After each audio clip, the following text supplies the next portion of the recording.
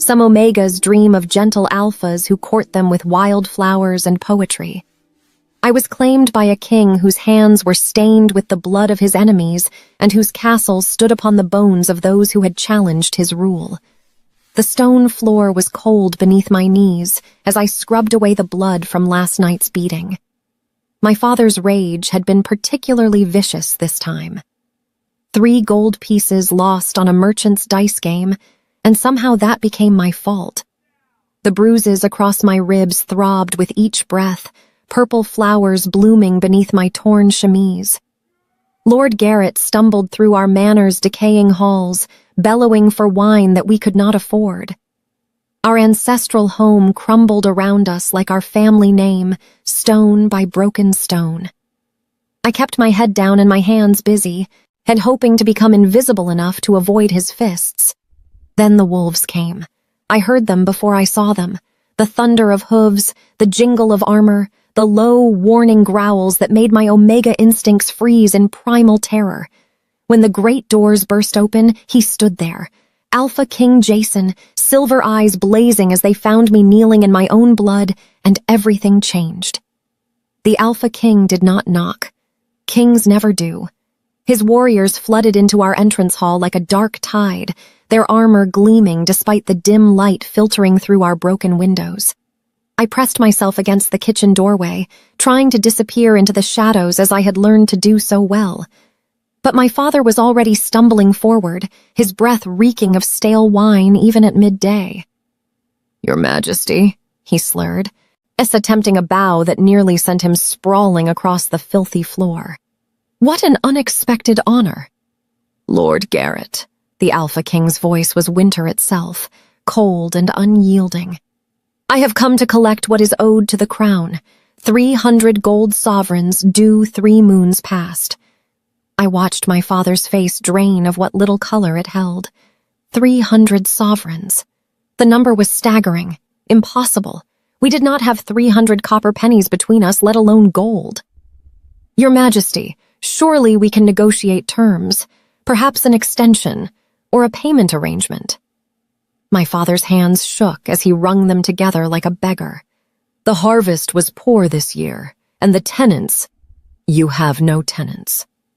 The Alpha King moved deeper into the hall, his silver eyes cataloging every broken chair, every water-stained tapestry, every sign of our family's decay. "You gambled away the last of your lands 6 weeks ago to a wool merchant from the Eastern Territories. This manor and the ground it stands upon are all that remain of your holdings." How did he know that? I hugged myself tighter, feeling the ache of bruises beneath my sleeves. My father had lost the southern pastures in that game, then beaten me for 3 days straight in his drunken fury. "Then take the manor," my father said desperately. "It is worth far more than 300. "The manor is worth nothing. The roof leaks, the foundation is cracked, and the land has been stripped bare by your neglect." The Alpha King's gaze swept the room once more, and I knew the exact moment he saw me.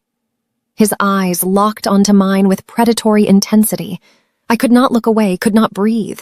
Isel could not do anything but stand frozen as he crossed the hall in 3 long strides. Up close, he was even more terrifying than the stories suggested. Tall and broad-shouldered, with dark hair that fell past his collar and a face carved from granite and fury.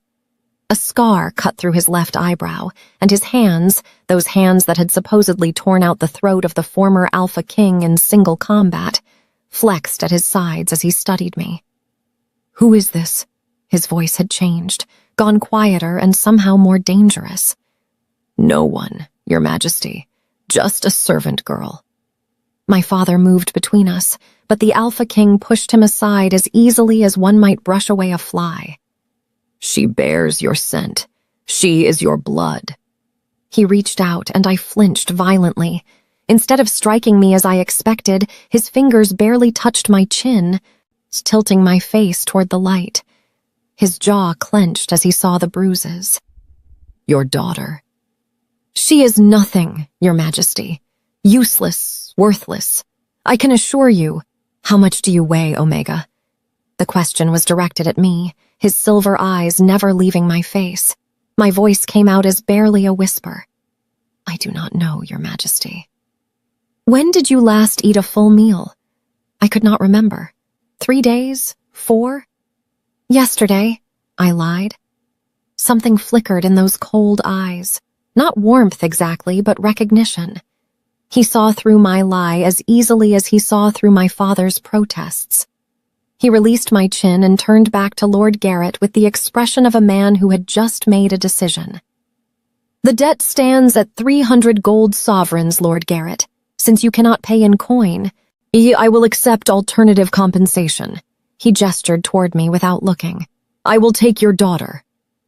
The world tilted beneath my feet. "No," I heard myself whisper. "Please." "She is Omega," my father said quickly, desperately. "Weak stock, probably barren. Surely Your Majesty would prefer—" "I prefer payment for debts owed." The Alpha King's voice cut through my father's babbling like a blade through silk. "You have 2 choices, Lord Garrett. Surrender the girl or face execution for theft from the crown. Unpaid debts to the throne are considered treason, punishable by death. Choose now." My father looked at me then, really looked at me for the first time in months. I saw the calculation in his bloodshot eyes, weighing my value against his life. We both knew what he would choose. We had always known. "Take her." The words were rushed, relieved. "She is yours, Your Majesty." The Alpha King nodded once, sharp and final. "Bind her wrists, gently," he added when one of his warriors approached with rough hands. "She is not a prisoner. She is payment for a debt, and she will be treated accordingly." The leather bindings were soft against my skin, nothing like the ropes my father had used on the occasions when my disobedience required restraint. I did not fight as they led me outside to where massive war horses waited in the overgrown courtyard. The Alpha King mounted his black stallion in one fluid motion, then reached down. "You will ride with me." Strong hands lifted me as if I weighed nothing, settling me sideways across his lap. I sat rigid in his arms, terrified to touch him, terrified not to. Behind us, my father stood in the doorway watching us leave without a single word of farewell or protest. As we rode away from the only home I had ever known, I heard the warriors murmuring among themselves. Why would he claim a broken Omega from a disgraced house? She is half-starved. Look at her. The king could have any Omega in the realm, and he chooses that? I closed my eyes against their words and against the tears that threatened to fall. Whatever awaited me in the Alpha King's fortress, I told myself it could not be worse than what I was leaving behind. Then I opened my eyes and saw it rising in the distance. The fortress stood upon the mountain like a crown of black thorns, its towers piercing the gray sky. Even from miles away, I could feel the weight of it, the ancient power that radiated from those dark stone walls.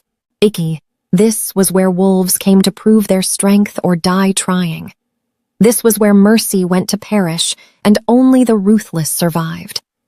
This was my new prison, and the king who held me in his arms was my jailer.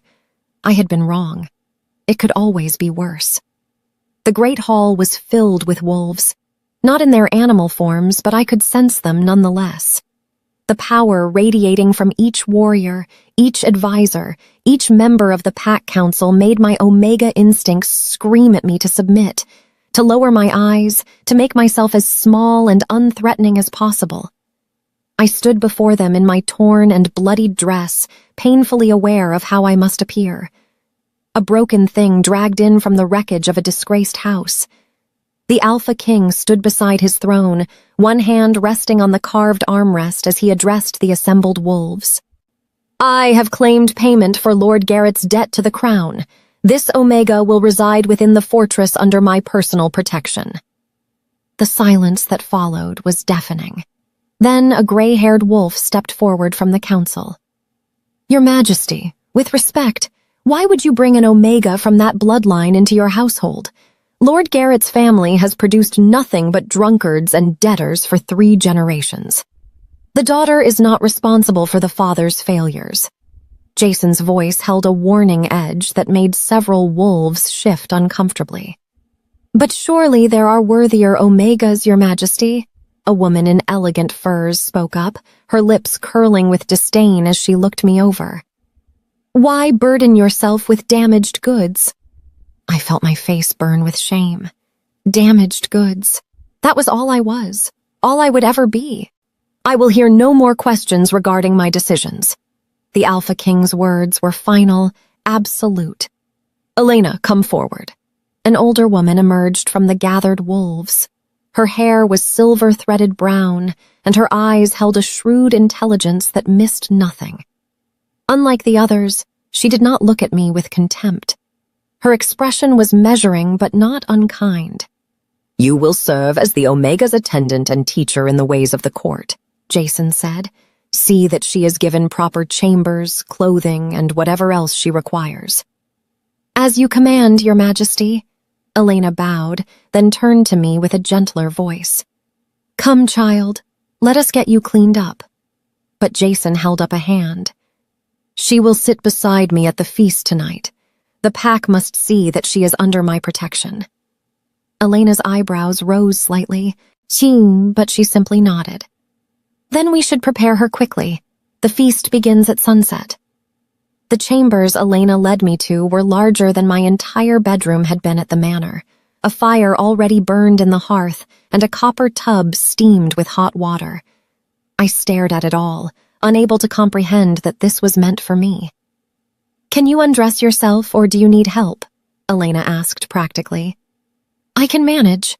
My voice was hoarse from disuse. She nodded and turned away to give me privacy, busying herself with laying out fresh clothing on the bed. The kindness of that simple gesture nearly broke me. I slipped into the hot water and bit my lip to keep from crying out as it stung my wounds. Elena said nothing about the bruises she must have seen.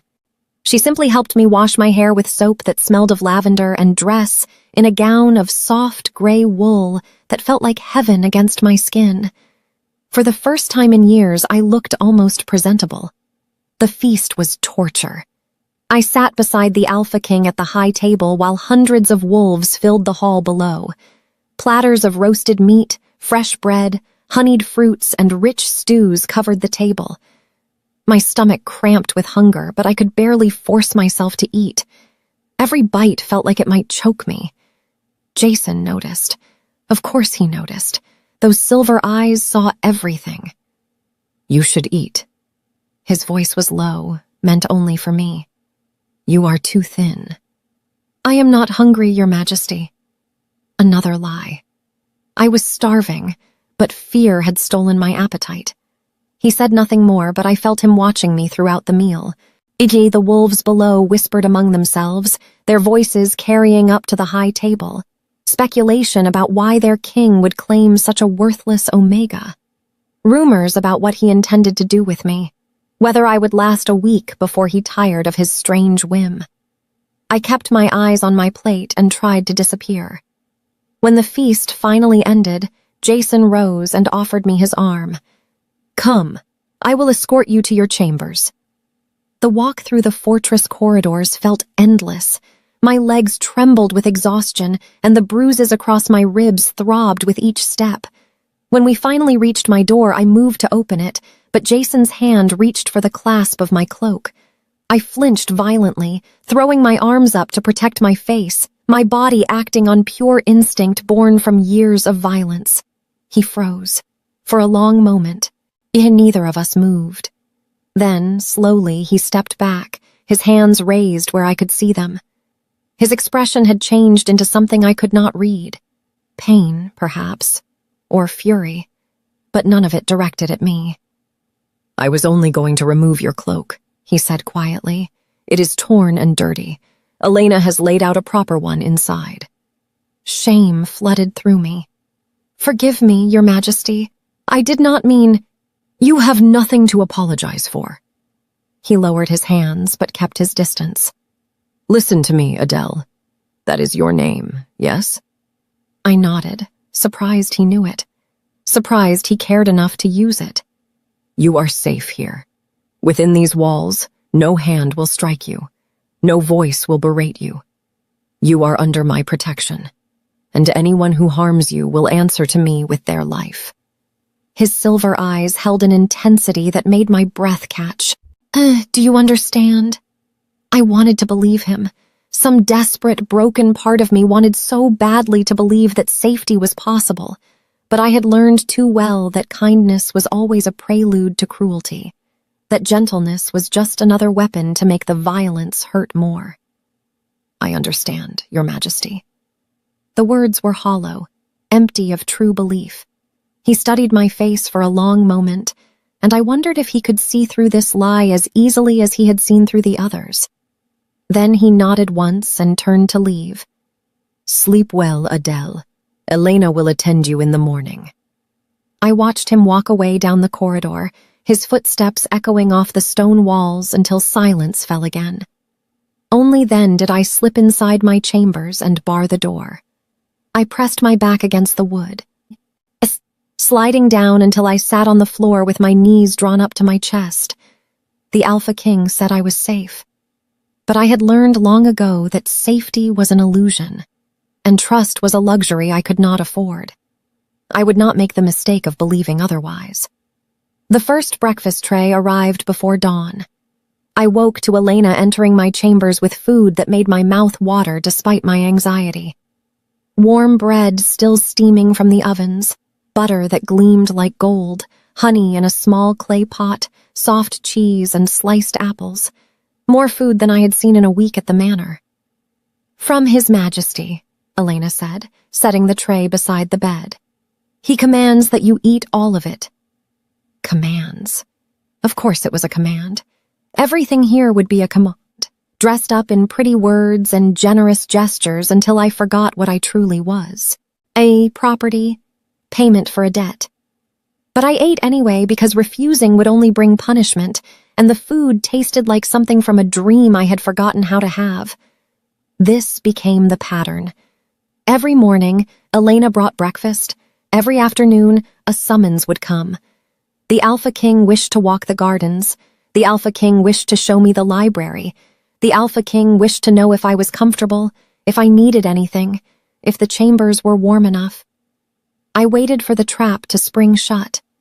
It never did. "What did you enjoy doing before you came here?" Jason asked one afternoon as we walked through the fortress gardens. Autumn flowers bloomed in wild profusion around us, their colors almost painful in their vibrancy. "I kept the household, Your Majesty, cooking, cleaning, mending." The truth was I had been my father's servant, but I did not say that. "Before that, when you were a child, what brought you joy?" The question startled me so much I nearly stumbled. No one had asked me about joy in so long I had almost forgotten the word's meaning. "I liked to read, Your Majesty, when we still had books in the manor before my father sold them." "What kind of stories?" "Old tales, legends of the first wolves, stories of kingdoms far away." I kept my eyes on the path, afraid to look at him. "Foolish things." "Knowledge is never foolish." His voice held something I could not identify. "The library has over 3,000 volumes. You may read whatever you wish." It was a gift, I realized. He was offering me a gift. But gifts always came with prices, and I had learned not to accept them freely. "Thank you." Your Majesty." He stopped walking and turned to face me, his expression unreadable. "You do not have to call me that when we are alone. My name is Jason." The intimacy of it terrified me more than his commands ever could. Names were for equals, for friends, for people who mattered. I was none of those things. "As you wish, Your Majesty." His jaw tightened slightly, but he did not press the matter. 3 weeks passed in this strange dance. Jason would appear with some new kindness, some fresh attempt to draw me out, and I would retreat further into myself. I waited for his patience to break, for the mask to slip, for the violence I knew must be hiding beneath his careful courtesy. The council meeting was an accident. I had been searching for the library Elena had mentioned, taking a wrong turn in the fortress's maze of corridors. Voices echoed from a half-open door, and I froze as I recognized Jason's voice. The payment has been sent to Lord Garrett as agreed. 300 gold sovereigns from the royal treasury. My blood turned to ice. He had paid the debt, paid it in full. Your Majesty, with respect, you could have simply seized the manor and lands, another voice said. Why reward that drunkard with coin when you could have taken everything? Because I wanted the girl, not the property. Jason's response was matter of fact. The debt was merely a convenient excuse. Better he believe he sold her than know I took her because I chose to. I pressed my hand to my mouth to stifle any sound. He had wanted me. Not as payment, not as compensation, but because he had chosen to claim me. The revelation shook everything I thought I understood. I fled before I could hear more, my heart pounding as I finally found the library. It was enormous, with shelves that reached toward the vaulted ceiling and windows that let in streams of golden afternoon light. I lost myself among the books, trying to make sense of what I had overheard. I thought I might find you here. I spun around to find Jason standing in the doorway. He had changed from his formal council robes into simpler clothing, and his hair was loose around his shoulders. He looked younger like this, less like a king and more like a man. Forgive me, Your Majesty. I did not mean to intrude. You are not intruding. I told you the library was yours to use. He moved closer, his eyes scanning the shelves. Have you found anything interesting? I was looking at the old histories. The tales of the first wolves who could shift between forms at will. I held up the ancient tome carefully. My mother used to tell me these stories before she died. Something softened in his expression. How old were you when you lost her? 8. The word came out smaller than I intended. She fell ill one winter and never recovered. After she died, my father started drinking and gambling and losing everything she had tried to build. I am sorry. And he sounded like he truly meant it. My father was killed in a challenge for the throne when I was 16. I understand what it is to lose the parent who held everything together. For the first time, I truly looked at him. Not at the Alpha King with his power and his warriors and his fortress of black stone, but at Jason, who had lost his father too young and inherited a crown he might not have wanted. The book says the first wolves could run beneath the stars and feel truly free, I said softly. I used to dream of that, of being strong enough to run away from everything that hurt. And now? Now I am here, and I do not know what I am supposed to be. You are supposed to be yourself. He reached out slowly, telegraphing his movement so I would not flinch, and gently took the book from my hands. These tales you love so much, they all have one thing in common. The heroes are always running toward something, not away from it. Perhaps you are not meant to run at all. Perhaps you are meant to stay and discover what you are truly capable of. The words settled into my chest like stones into still water.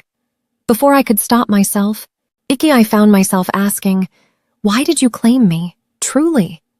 He met my eyes with that unnervingly direct gaze. Because when I saw you kneeling in your own blood, still trying to be invisible despite everything, I saw strength, the kind of strength that survives when it should break, the kind of strength that would make a worthy queen. I am no queen. The words came out as half laugh, half sob. I am a broken Omega who cannot even eat breakfast without fear. You are someone who has survived things that would have destroyed lesser wolves. His voice was fierce with conviction. That is not weakness, Adele. That is power waiting to be claimed. Something inside my chest cracked open, just a little, and before I could stop it, I laughed. Not a bitter sound or a fearful one, but something genuine and startled and almost real. Jason stared at me as if I had performed some kind of miracle. You should laugh more often, he said quietly. It suits you. I did not know what to say to that, so I said nothing at all. But that night, when Elena brought my evening meal, I ate every bite without fear, twisting my stomach into knots. Perhaps, I thought, safety was not an illusion after all. Perhaps it was something I simply had to learn to recognize. The smell of roasted meat made me retch. I barely made it to the basin before my stomach emptied itself, heaving until there was nothing left but bile and shame. Elena held my hair back with practiced hands, her expression unreadable. "How long has this been happening?" she asked quietly. 3 days. I wiped my mouth with a trembling hand. I thought perhaps the food was too rich. I am not accustomed to eating so well. Elena said nothing, but I saw something flicker in her eyes. Knowledge, understanding. Fear crept up my spine like frost. "What is it?" My voice came out smaller than I intended. "Am I ill? Is it something my father—" "You are not ill, child." Elena guided me to sit on the bed, her hands gentle but firm. "When did you last bleed?" The question took me by surprise. I tried to think back, but the days since the claiming had blurred together into an endless stream of cautious hope and lingering terror. I am not certain. Before I came here, perhaps? My cycles have never been regular. Hunger and stress can— And you have been with the Alpha King. It was not a question. The claiming night. My memory of it existed only in fragments, shattered pieces of a mosaic I could not fully assemble. Jason carrying me to his chambers after the feast. His voice, low and soothing, asking permission I had been too frightened to deny. Gentleness I had not expected, had not known was possible. Pain that transformed into something else, something I had no name for. "Once," I whispered, "only that first night. He has not summoned me since." "Once is enough." Elena's voice was soft but certain. "I need to fetch the healer. Do not leave these chambers." She was gone before I could protest, leaving me alone with a truth I was not ready to face. My hands moved to my belly, still flat beneath the fabric of my gown. Something was growing there. Someone. A child conceived in fear and desperation, bound to an alpha I barely knew and did not trust. A child that would trap me here forever. The healer was an ancient wolf named Mira, her face lined with 100 years of wisdom and her hands steady with certainty. She examined me with brisk efficiency, asking questions I barely heard through the roaring in my ears. 6 weeks, perhaps 7, Mira pronounced finally. "The child is strong. I can hear its heartbeat, faint but steady." "Are you certain?" My voice sounded distant, as if coming from someone else entirely. "I have delivered over 300 pups in my lifetime, child. I am certain." Mira's weathered face softened slightly. "You will need to rest more. Eat properly. Avoid stress. This is a delicate time." Avoid stress. I almost laughed at the impossibility of it. "Does the Alpha King know?" I asked Elena after Mira had left. "Not yet, but he should be told immediately." Elena began gathering fresh linens, her movements purposeful. He will want to increase your protection, ensure you have everything you need." "No!" The word came out sharp, desperate. "Not yet. Please." Elena stopped and turned to face me fully. "Child, you cannot hide this from him. He will scent the changes in you within days if he has not already noticed. And this is his heir. He has a right to know." "I know." I wrapped my arms around myself, trying to hold together pieces that felt like they were falling apart. "I just need time to understand it myself first. Please, Elena, a few more days." She studied me for a long moment, then nodded reluctantly. 3 days, no more. After that, I tell him myself if you will not." But Jason discovered the truth before 3 days had passed. I woke the next morning to find him standing in my chambers, his expression dark as a coming storm. Elena hovered near the door, wringing her hands with uncharacteristic anxiety. "You should have told me immediately." His voice was cold, controlled fury that made my Omega instincts scream at me to submit. "Forgive me, Your Majesty. I only learned yesterday, and I— Not you." He cut me off, his silver eyes fixed on Elena. "You knew, and you kept it from me." The girl needed time to— The girl carries my heir and is under constant threat from wolves who would see her harmed." Jason's voice rose slightly, the first time I had heard him truly angry.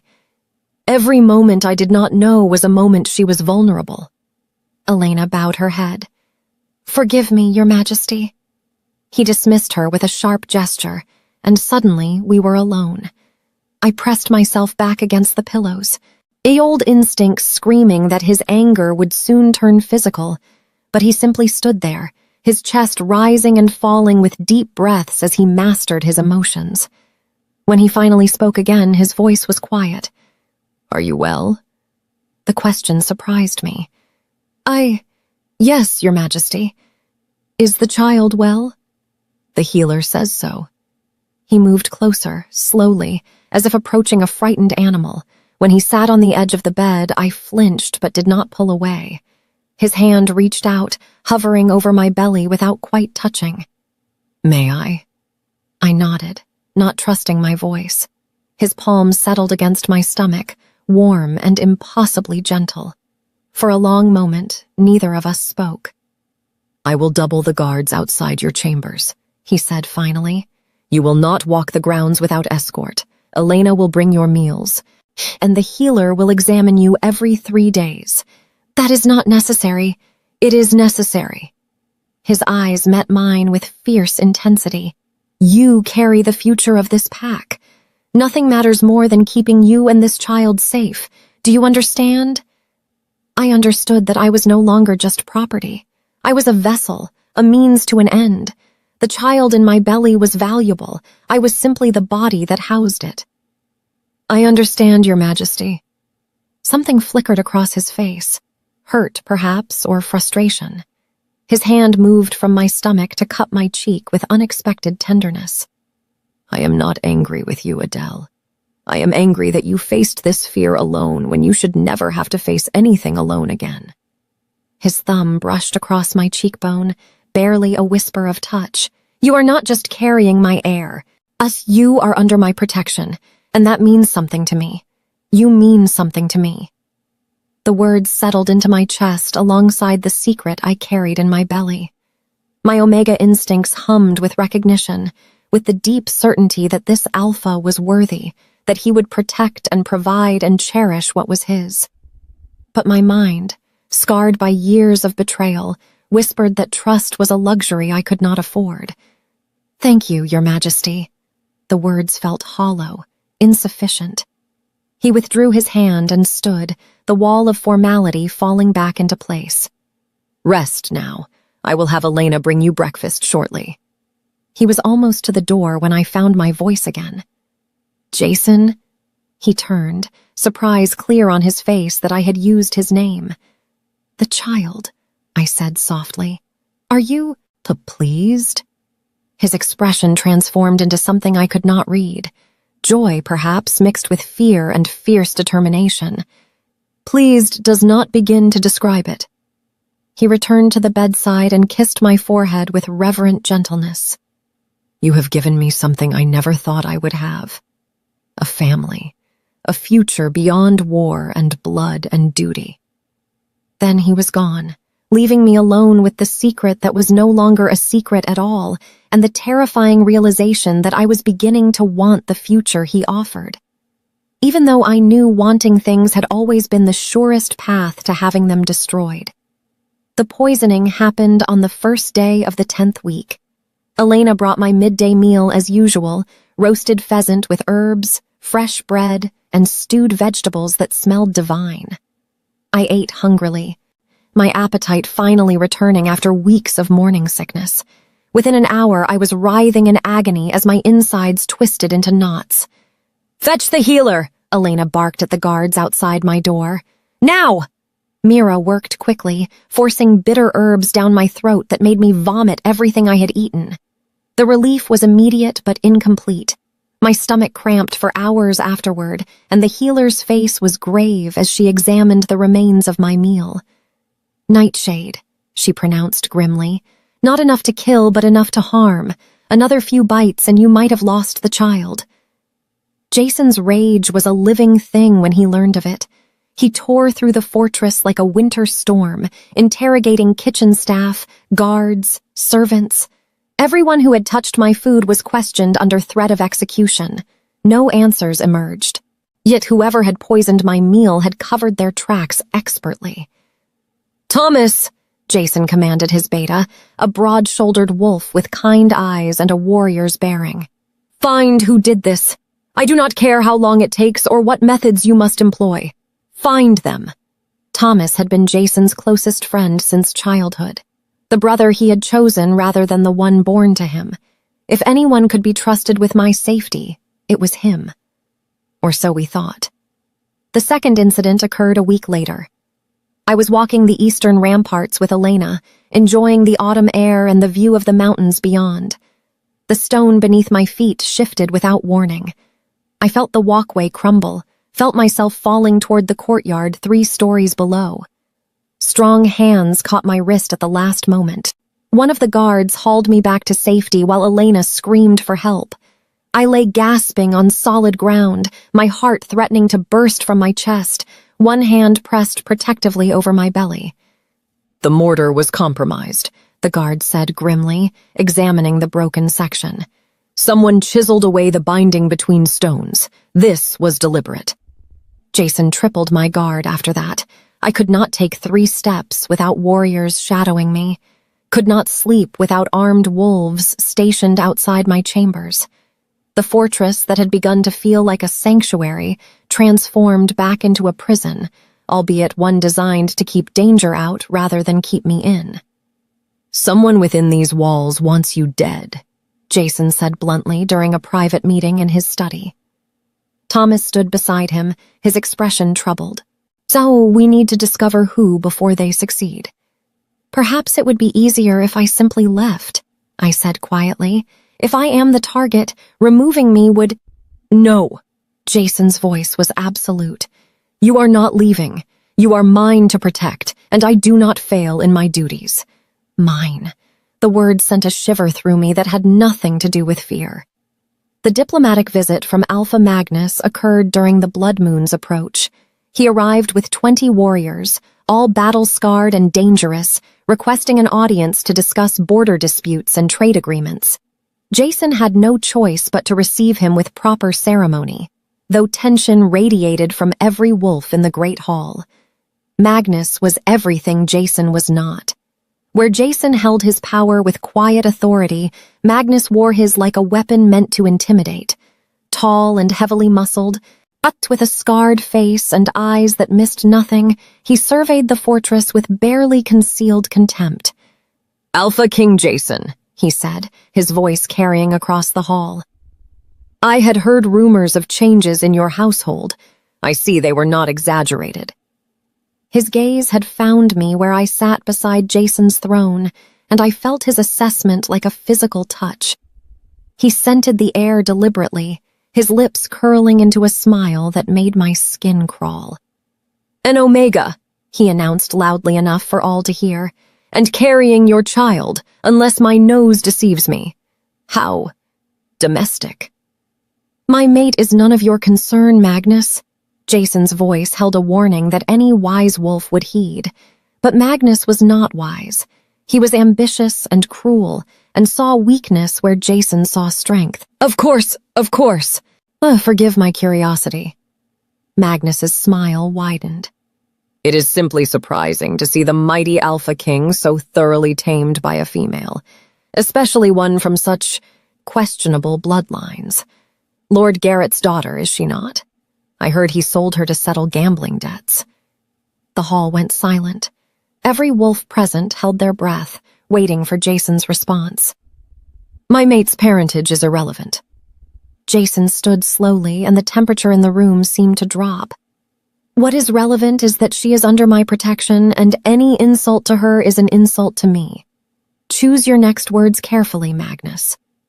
For a moment, I thought Magnus would push further. Then he laughed, breaking the tension with forced joviality. "No insult intended, I assure you. I simply find it curious how circumstances can change. A weak Omega becomes a king's mate. A warrior king becomes a nursemaid to pregnant females. Perhaps the rumors about your growing softness have merit after all. The meeting concluded shortly after, but the damage was done. I heard the whispers spreading through the fortress like poison through veins. The Alpha King had gone soft. He was controlled by a weak Omega. His attention was divided between duty and domesticity, and that made him vulnerable. Magnus left 3 days later, but his words remained behind like a curse. Thomas came to Jason's study that evening, his expression troubled. I found evidence of spies within the fortress. Someone has been sending information to Magnus for months. Details about our defenses, guard rotations, and... He paused, his eyes flickering to me. Details about the Omega. Who? Jason's voice was deadly calm. I am not certain yet. The messages were coded, the handwriting disguised, but I am close to discovering their identity. Give me 3 more days. Jason nodded. 3 days. Then we purge this fortress of traitors and prepare for whatever Magnus is planning. But Thomas did not have 3 days. He disappeared during a hunt the following morning. One moment he was riding beside Jason through the northern woods, the next he had vanished as if the forest had swallowed him whole. His horse returned without him, its saddle empty and blood-stained. They found his sword broken on the ground and signs of a struggle, but no body, no trail to follow, nothing but questions that had no answers.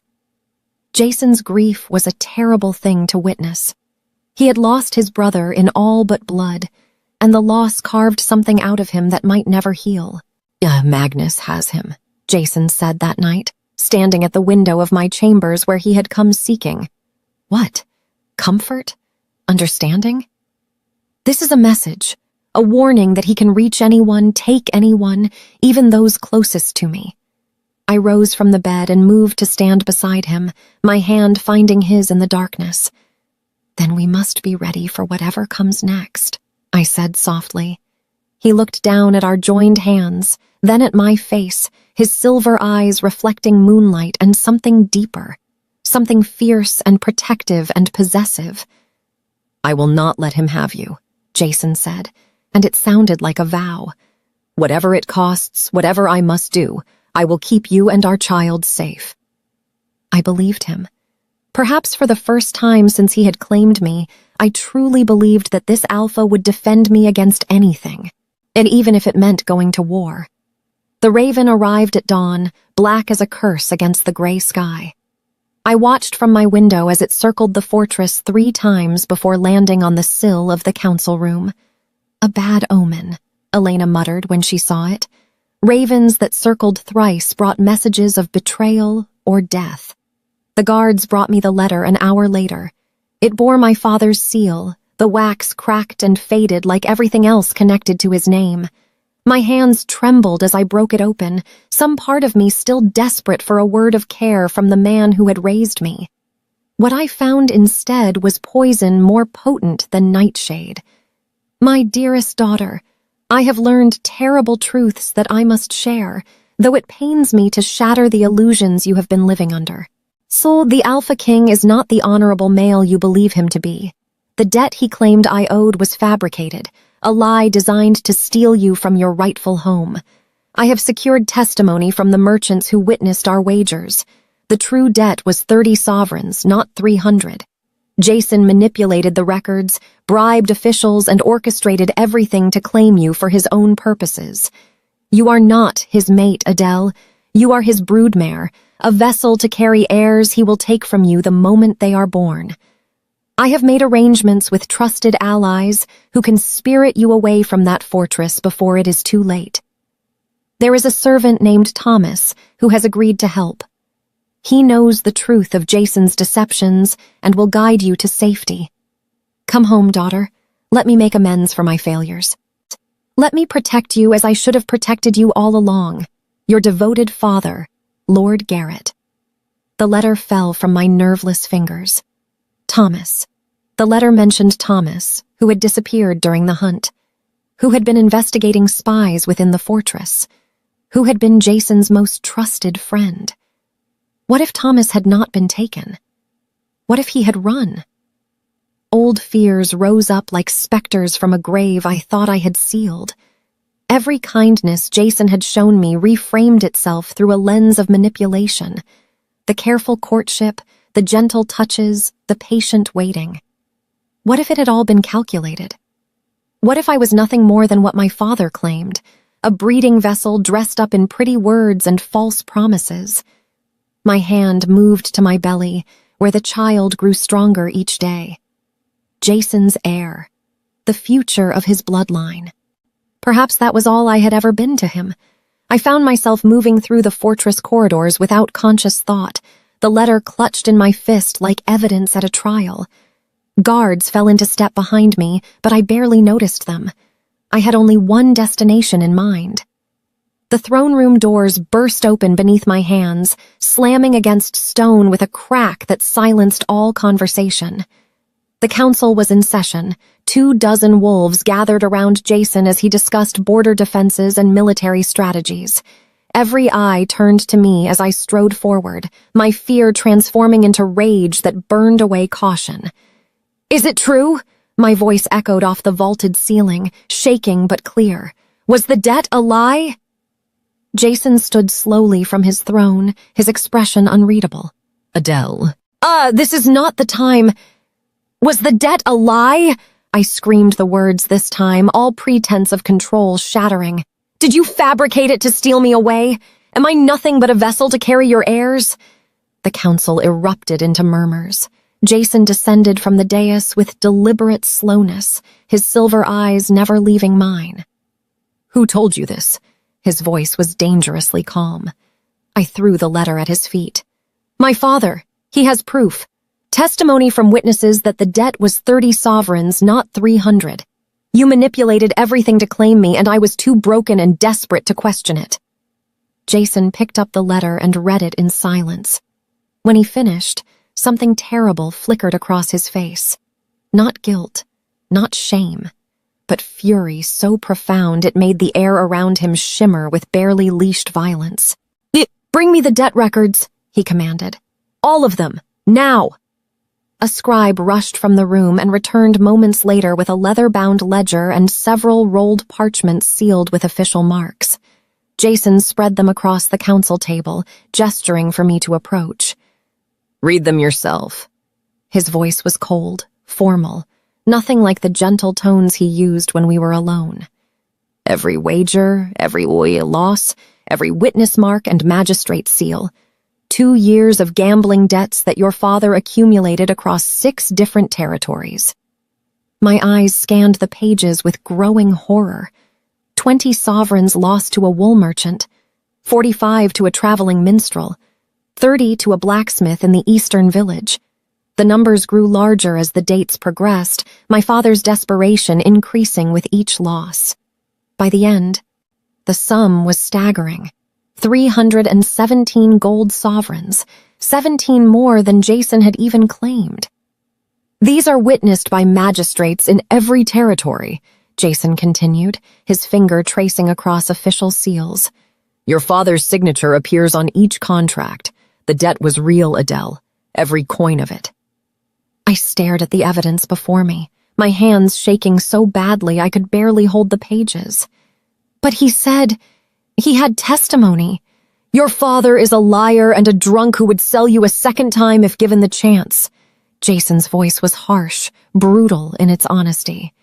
"The question is, do you believe him, or do you believe what is written before you in records that cannot be falsified?" "I don't know," I whispered. "Well, I don't know what to believe anymore." "Then allow me to make this choice simple for you." Jason turned to address the assembled council, his voice carrying absolute authority. "I, Jason Blackwood, Alpha King of the Northern Territories, swear before my pack and before the old gods that I have never lied to this Omega. The debt was real. My claim on her was legitimate, and every word I have spoken to her has been truth." He turned back to me, and I saw something raw and wounded in his silver eyes. "But I also swear this. If you wish to leave, I will not stop you. You are not my prisoner, Adele. You never have been. If you believe I am the monster your father claims, then go. I will provide safe escort to wherever you wish. Oh, and I will make no claim on the child you carry, beyond ensuring it is provided for." The throne room went silent. Every wolf present stared at their king with shock. An alpha did not release what was his, especially not a mate carrying his heir. It went against every instinct, every law of their nature. But Jason stood before me offering freedom, and I realized with devastating clarity that this was the ultimate test. Not of his honor, but of my trust. I looked at the debt records spread before me, at the official seals and witness marks that could not be forged.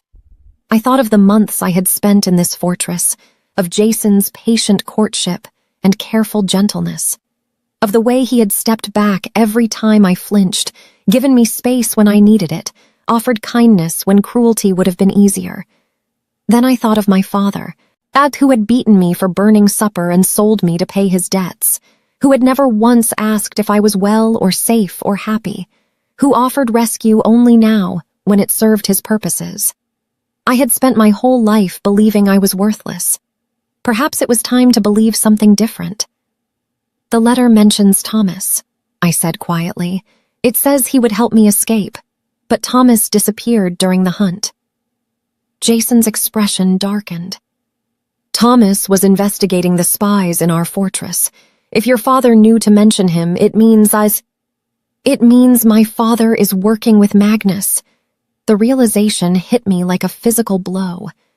The poisoning, the crumbling walkway, all of it. They are trying to kill me, and when that failed, they tried to manipulate me into running. I looked up at Jason, this alpha who had claimed me and shown me what safety could feel like.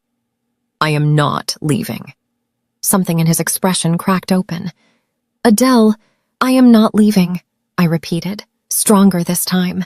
I walked to the council fire burning in its great hearth and threw my father's letter into the flames.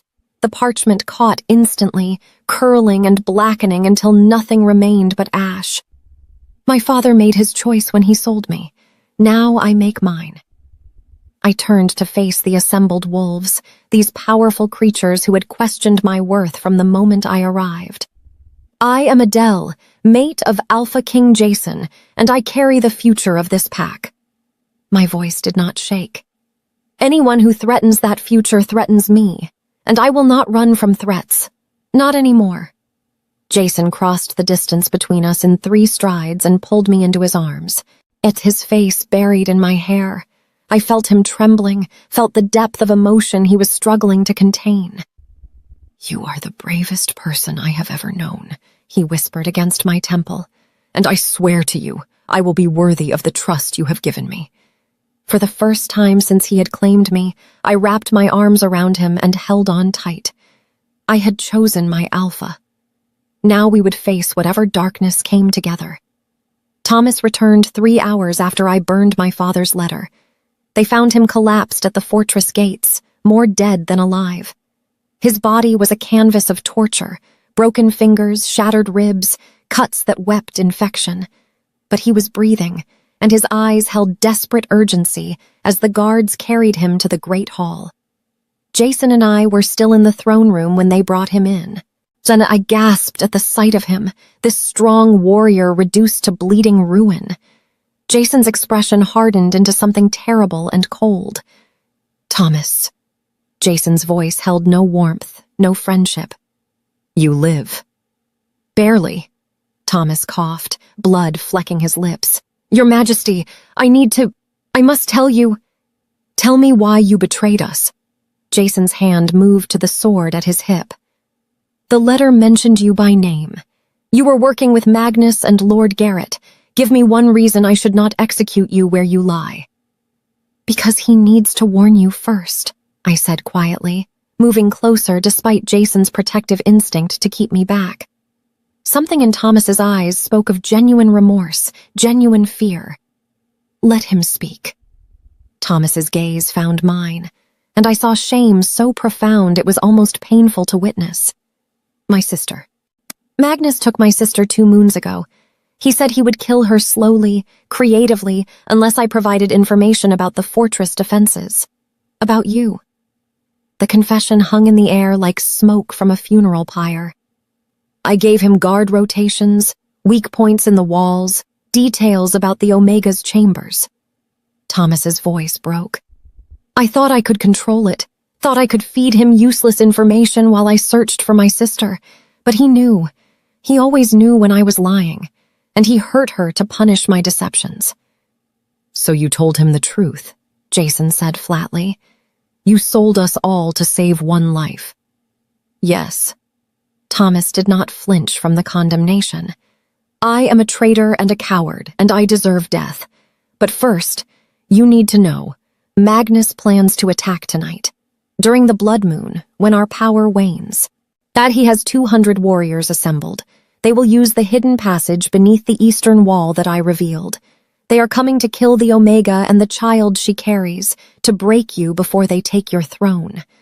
The blood moon. The one night each month when werewolf strength diminished, when shifting became painful and incomplete, the worst possible time to defend against a coordinated assault. How long do we have?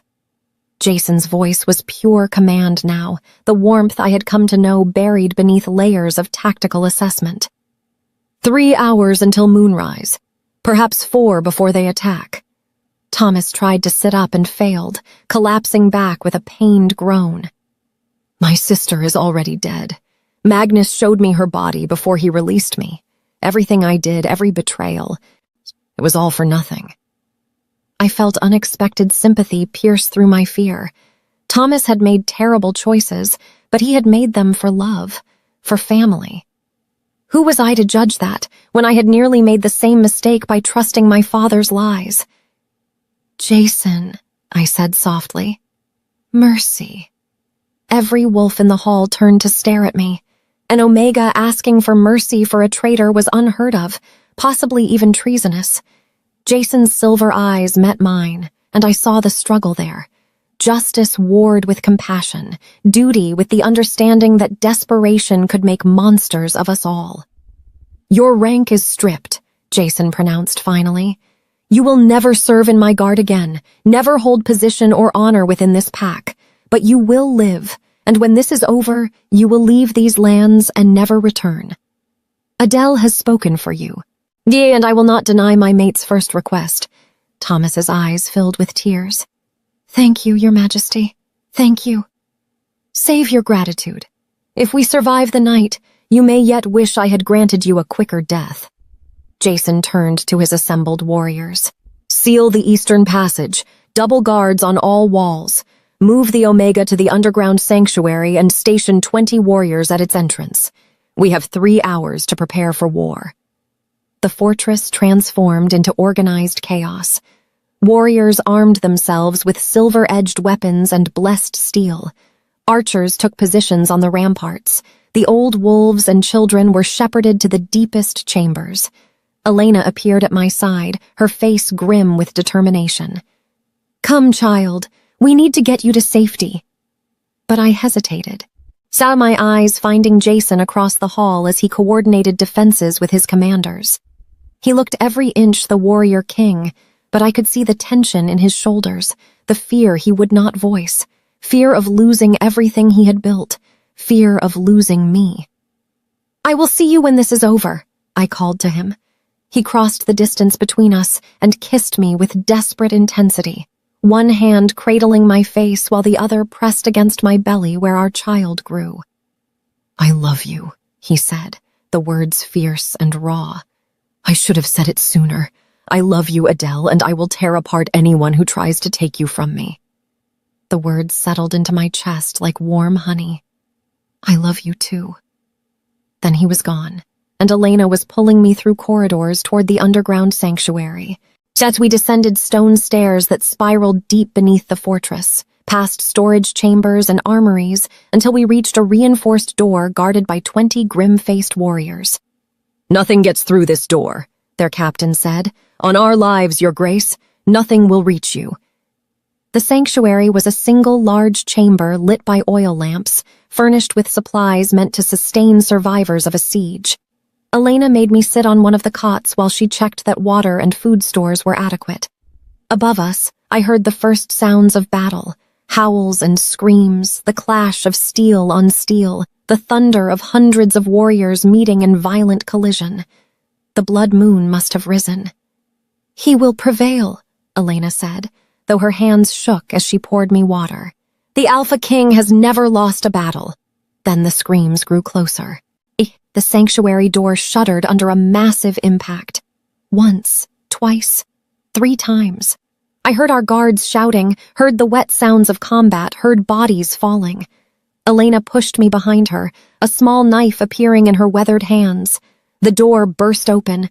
Magnus's warriors flooded through, their armor dark with blood that was not their own. They had cut through 20 guards like wheat before a scythe. At their head stood a massive brute with cold eyes and colder purpose. "The Omega," he growled. "Lord Magnus wants her dead." Elena lunged at him with her knife, but he backhanded her across the room like she weighed nothing. She hit the wall and slid down, unconscious or dead. Then there was no one between me and the assassins except empty air and my own terror. My Omega instinct screamed at me to submit, to bare my throat and make the end quick, to accept that I was weak, worthless, meant to be destroyed by those stronger than myself. But beneath those instincts, something else stirred, something fierce and primal and utterly unwilling to die. I was carrying Jason's child, our daughter. I knew it was a daughter somehow, felt it with bone-deep certainty. And no one was going to kill her. No one was going to take her future, her chance to live, her right to exist. No one. The assassin lunged forward, and I felt the shift begin. My bones cracked and reformed, my skin rippling as fur burst through. For the first time in my 19 years, my wolf emerged, not the small, timid Omega form I had expected, but something larger, something silvered and snarling and absolutely lethal. I met the assassin's charge with fangs bared and fury unleashed. The battle for my life had begun, and I would not go gently into that dark night. I would fight. My wolf was silver fire and fury incarnate. The first assassin died with his throat in my jaws, his blood hot and copper sweet on my tongue. The second fell to my claws, which were longer and sharper than any Omega's should be. The third tried to run, and I brought him down from behind, maternal instinct transforming into savage protectiveness. They had come to kill my daughter. They would die for that presumption. More warriors poured through the broken sanctuary door, but I met them with teeth and rage. My wolf was larger than it should be, stronger than Omega genetics allowed. Perhaps it was the child I carried, lending me her strength. And perhaps it was simply that I had finally stopped believing I was weak. I fought like a creature possessed, and the sanctuary floor ran red with the blood of those who had underestimated me. Then Magnus himself appeared in the doorway. He was massive in his wolf form, black as midnight with eyes that glowed amber with cruel intelligence. An alpha in his prime, battle-scarred and vicious. He should have terrified me into submission. Instead, I snarled a challenge that echoed off stone walls. Magnus laughed, the sound emerging as a dark rumble from his chest. He circled me slowly, looking for weakness, for the Omega submission that should have been inevitable. But I had spent 19 years submitting to violence. I was done bowing before monsters. We collided in a clash of fur and fangs that shook the sanctuary. He was larger, stronger, more experienced. But I was fighting for something he could not understand. Not territory or power or pride, but for the tiny heartbeat growing beneath my own heart, for my daughter's right to live. Magnus drove me back against the wall, his jaws snapping toward my throat. I twisted away and raked my claws across his exposed flank, drawing blood. He howled with rage and pain, throwing his weight against me. My ribs cracked under the impact, and I tasted blood in my mouth. But I did not yield. I ducked beneath his next attack and went for his vulnerable underbelly, my fangs sinking deep. He tried to shake me off, but I held on with desperate strength. My jaws found his throat, and I bit down with everything I had. His blood filled my mouth as his windpipe collapsed beneath my teeth.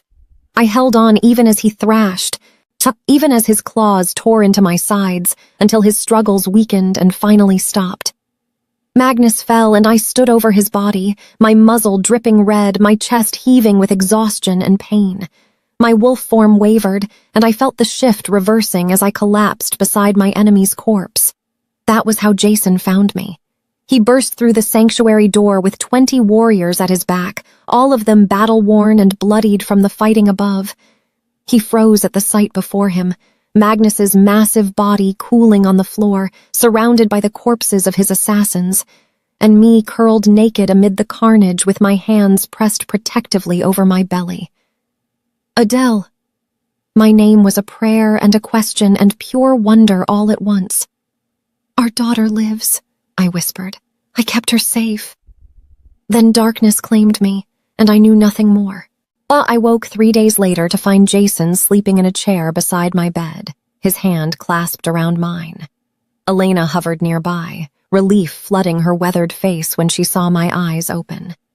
The child? I asked immediately. Strong and healthy, Elena assured me. The healer says you did no harm to her, though you cracked 4 ribs and lost enough blood to kill a lesser wolf. You heal quickly for an Omega. I am not just an Omega anymore, I said softly, and I felt the truth of it in my bones. I am something else now. You are Luna, Jason said, awakening at the sound of my voice. His silver eyes were red-rimmed with exhaustion and relief. You killed Magnus and broke the Shadowfang clan. Without their alpha, they scattered like leaves before wind. The battle is won, Adele. Yet you won it. The next 3 moons passed in a blur of healing and preparation. The fortress recovered from the assault, burying the dead and honoring the warriors who had defended our walls. Thomas was exiled as Jason had promised, given supplies and coin enough to start again far from these lands. I watched him leave without regret, understanding that mercy was sometimes its own form of justice. My belly swelled as spring approached, growing larger than expected. The healer examined me with increasing excitement until she finally pronounced what she suspected. Twins, Your Grace. You carry twin daughters. Twin daughters. 2 futures instead of 1. 2 chances to build the world I had been denied. Labor came with the spring equinox, lasting from moonrise to dawn. I brought my daughters into the world with Jason holding my hand, while his face wet with tears as he held them for the first time. They were perfect, tiny and fierce, with lungs that could shake the rafters when they cried. We named them Aria and Luna, for song and moon, for beauty and power. The pack celebrated for 7 days and 7 nights.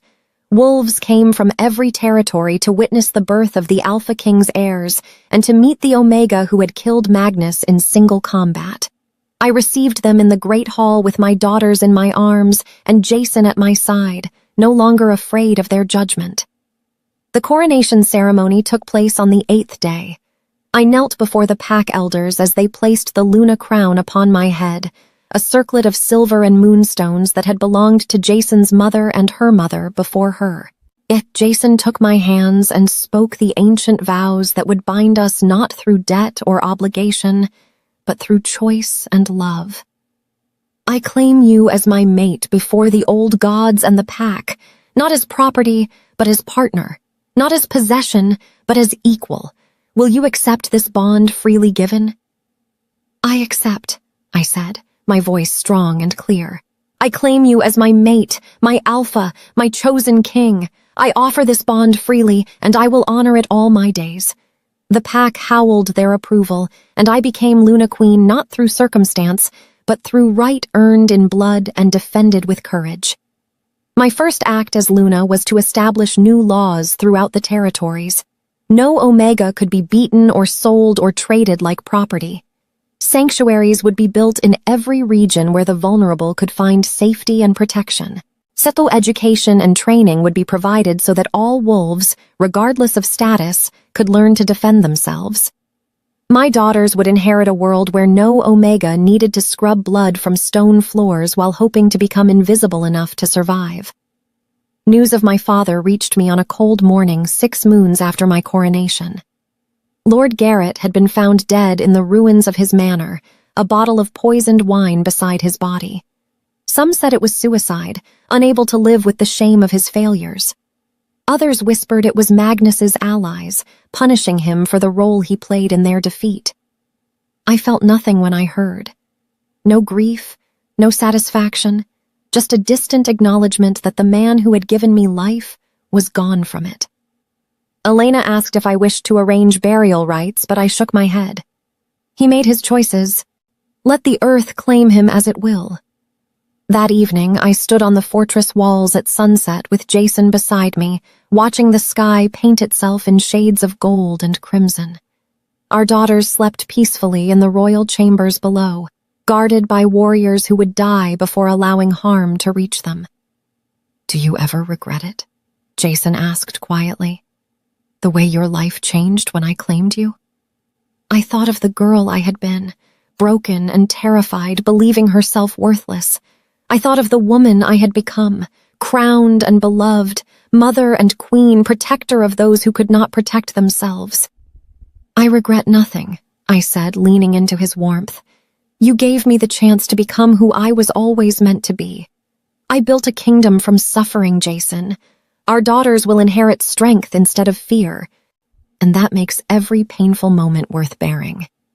He kissed my temple, and we stood together watching night fall over the realm we had defended and would continue to defend until our last breaths.